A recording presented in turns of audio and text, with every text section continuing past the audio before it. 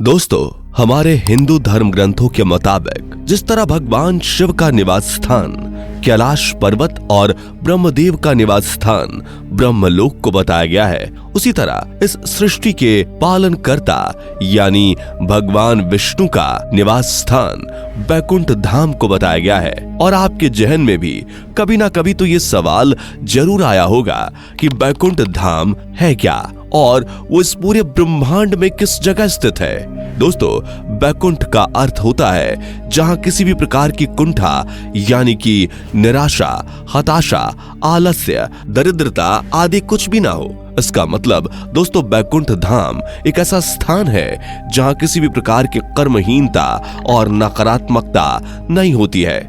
कहा जाता है कि ऐसे व्यक्ति जिन्होंने अपनी सारी जिंदगी में केवल पुण्य कर्म ही किए हों, वही लोग मरने के बाद वैकुंठ धाम और स्वर्ग लोक जा सकते हैं। दोस्तों, अगर आप भी जानना चाहते हैं भगवान विष्णु के निवास स्थान यानी बैकुंठ धाम के बारे में विस्तार से, तो बने रहे हमारे साथ वीडियो के अंत तक। दोस्तों, सबसे पहले हम आपको बता दें कि हिंदू धर्म ग्रंथों के अनुसार ऐसा बताया जाता है कि इस ब्रह्मांड में बैकुंठ धाम 3 स्थानों पर मौजूद है, एक धरती पर, एक स्वर्ग के ऊपर और एक समुद्र में। वैसे तो बैकुंठ धाम यानी कि बैकुंठ लोक को विष्णु लोक भी कहा जाता है, लेकिन भगवान श्री कृष्ण की मृत्यु के बाद इसे गोलोक भी कहा जाने लगा, क्योंकि भगवान श्री कृष्ण भगवान विष्णु के ही अवतार थे और इसीलिए भगवान श्री कृष्ण का निवास स्थान भी बैकुंठ धाम ही कहलाता है। अगर दोस्तों बात करें सबसे पहले वैकुंठ धाम की, तो हम आपको बता दें कि इस धरती पर मौजूद बद्रीनाथ, जगन्नाथ और द्वारिकापुरी, इन तीनों स्थानों को बैकुंठ धाम कहा जाता है। लेकिन दोस्तों, इन सभी धामों में सर्वश्रेष्ठ और हिंदुओं का सबसे पवित्र स्थान बद्रीनाथ धाम को बताया जाता है। ऐसा कहा जाता है कि भारत के उत्तर में स्थित बद्रीनाथ धाम भगवान विष्णु का सबसे बड़ा दरबार है, जहां हिंदू धर्म के सर्वश्रेष्ठ देव श्री बद्री नारायण भगवान के 5 स्वरूपों की पूजा अर्चना की जाती है। भगवान विष्णु के इन 5 स्वरूपों को पंचबद्री के नाम से भी जाना जाता है, जिनके नाम कुछ इस प्रकार हैं: श्री विशाल बद्री, श्री योग ध्यान बद्री, श्री भविष्य बद्री, श्री वृद्ध बद्री और सबसे आखिरी में श्री आदि बद्री। दोस्तों, बद्रीनाथ के अलावा द्वारिकापुरी और जगन्नाथ धाम भी बैकुंठ धाम के नाम से ही जाने जाते हैं। ऐसा बताया जाता है कि जिस तरह सतयुग में भगवान विष्णु ने बद्रीनाथ धाम की स्थापना की थी, उसी तरह त्रेता युग में भगवान विष्णु के अवतार प्रभु श्री राम ने रामेश्वरम की स्थापना की और द्वापर युग में श्री कृष्ण ने द्वारिकापुरी की स्थापना की। अब दोस्तों, कलयुग में जगन्नाथ धाम को भी बैकुंठ धाम कहा जाता है। ब्रह्म पुराण और स्कंद पुराण के अनुसार ऐसा बताया जाता है कि भगवान विष्णु ने यहीं पर पुरुषोत्तम नील माधव के रूप में अवतार लिया था। अब दोस्तों बात करते हैं दूसरे बैकुंठ धाम की। आपको बता दें कि भगवान श्री कृष्ण ने द्वारिका के बाद एक और नगर बसाया था और उसे भी बैकुंठ धाम कहा जाता है। कुछ इतिहासकारों के मुताबिक बताया जाता है कि भगवान श्री कृष्ण ने ये बैकुंठ धाम अरावली की पहाड़ियों के बीच में ही कहीं बसाया था, जहां कोई मामूली इंसान बिल्कुल भी नहीं जा सकता। यहाँ केवल पुण्य आत्माएं और घोर तपस्या करने वाले साधु ही जा सकते हैं। इसी के साथ भूवैज्ञानिकों का भी यही कहना है कि अरावली पर्वत भारत में मौजूद सबसे प्राचीन पर्वत है, जहां रहकर भगवान श्री कृष्ण ने अपनी बैकुंठ नगरी बसाई थी। दोस्तों, अब बात करते हैं तीसरे और सबसे आखिरी बैकुंठ धाम की। इसकी स्थिति इस ब्रह्मांड से बाहर तीनों लोकों के ऊपर बताई गई है, जहां स्वयं भगवान विष्णु विराजमान रहते हैं। विष्णु पुराण के अनुसार ऐसा बताया जाता है कि भगवान विष्णु के इस लोक में लाखों सूर्य आकाश में मौजूद होते हैं और इसके साथ वहां कई सारे ग्रह यानी नक्षत्र भी मौजूद हैं।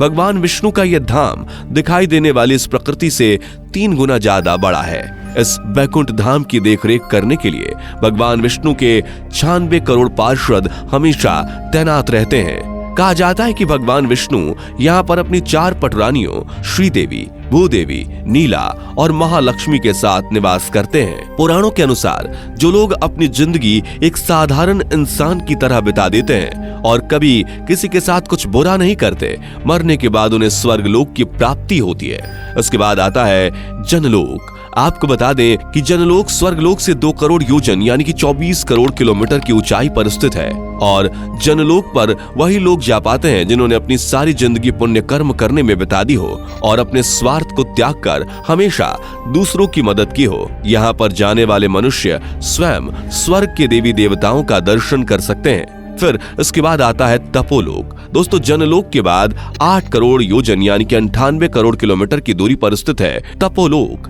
कहा जाता है कि तपोलोक पर जाने के लिए इंसान को बहुत सारी कठिन परीक्षाओं से गुजरना पड़ता है। यहाँ पर केवल साधु, संत, ऋषि, मुनि, सन्यासी आदि ही जा सकते हैं जिन्होंने अपनी जिंदगी में सभी सुखों को त्याग कर केवल ईश्वर का ध्यान और सत्कर्म किए हैं। इस लोक पर ब्रह्मांड की सारी ऊर्जा को नियंत्रित करने वाले सभी देवी देवता रहते हैं, जैसे कि वरुण देव, अग्निदेव आदि।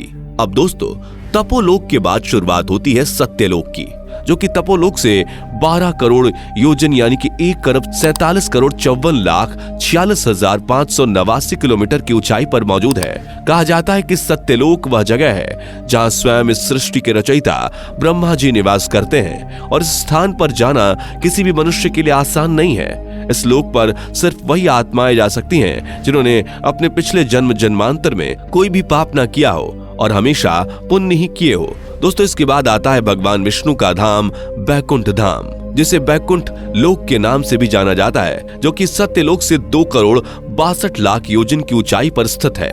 दोस्तों, ये वो जगह है जहां स्वयं इस सृष्टि के पालनकर्ता भगवान विष्णु शेष नाग पर विराजमान रहते हैं और ये सभी आत्माओं का अंतिम स्थान होता है और इस सारे ब्रह्मांड की सभी आत्माएं यहीं पर केंद्रित होती हैं। इस स्थान पर जाने वाली सभी आत्माओं को सीधे मोक्ष की प्राप्ति होती है। इसे ही अंतिम सत्य कहा जाता है और यहीं इस ब्रह्मांड का अंत भी छुपा हुआ है। दोस्तों, ऐसा कहा जाता है कि यहाँ पर जाने वाली आत्माएं जन्म और मृत्यु के चक्र से हमेशा हमेशा के लिए मुक्त हो जाती हैं और प्रकृति से मुक्त होने वाली हर जीवात्मा इसी परम धाम के शंख, चक्र, गदा और पद्म के साथ प्रविष्ट हो जाती हैं और फिर ये जीवात्माएं फिर कभी भी वापस नहीं लौटती। बैकुंठ धाम के बारे में बताया जाता है कि मरने के बाद जो पुण्यात्मा भगवान विष्णु की सच्ची भक्त होती है उसे ही यहाँ आने का मौका मिल पाता है। जीवात्मा जब बैकुंठ धाम की यात्रा करने जाती है तो उसे विदा देने के लिए सभी 33 कोटि देवता, जैसे समय के देवता, प्रहर के देवता, दिन के देवता, रात्रि के देवता, ग्रहों और नक्षत्रों के देवता, माह के देवता और मौसम के देवता आदि पहले उसे किसी मनुष्य की योनि में धकेलने का प्रयास करते हैं या फिर बैकुंठ का दर्शन करने से रोकते हैं। लेकिन एक बार जो जीवात्मा भगवान विष्णु की शरण में चली जाती है उसे परम धाम की प्राप्ति हो जाती है। अगर हम धरती से बैकुंठ लोक की दूरी का अनुमान लगाएं तो ये लगभग इतने किलोमीटर दूर होता है जितना आप स्क्रीन पर देख रहे हैं। दोस्तों, इससे आप सोच सकते हैं कि बैकुंठ लोक हमारे पृथ्वी से कितना दूर है। लेकिन दोस्तों, क्या आपने कभी सोचा है कि अगर हम आज की टेक्नोलॉजी के मुताबिक बैकुंठ धाम जाने की कोशिश करें तो वहां तक पहुंचना हमारे लिए मुमकिन होगा या नहीं?